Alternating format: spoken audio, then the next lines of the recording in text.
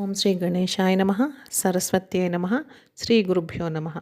కార్తీక మాసం అనంతరము అమావాస్య తర్వాత వచ్చే మార్గశిర శుద్ధ పాడ్యమి నాడు కార్తీక దీపాలను నదిలో కానీ నీటిలో కానీ విడిచిపెట్టేటప్పుడు చదవవలసిన కథ.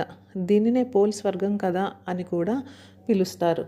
ఒక చాకలి ముసలామకు 5 కోడళ్ళు ఉండేవారు. ఆ చాకలిది ఆశ్వయుజ బహుళ అమావాస్య మొదలు కార్తీక బహుళ అమావాస్య వరకు తెల్లవారుజాముననే లేచి ఏటిలో స్నానం చేసి దీపం పెట్టుకొని చుండేది.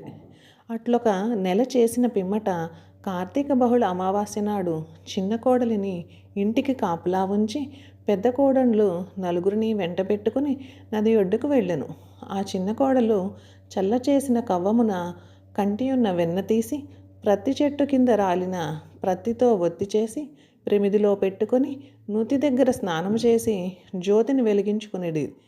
కానీ అత్తగారు వచ్చి తిట్టుననే భయంతో ఆ దీపం మీద చాకలి బాణను మూతపెట్టెను. దేవతలు దాని భక్తికి మెచ్చి విమానమును పంపి దానిని బొందెతో స్వర్గమునకు రప్పించుచుండిరి.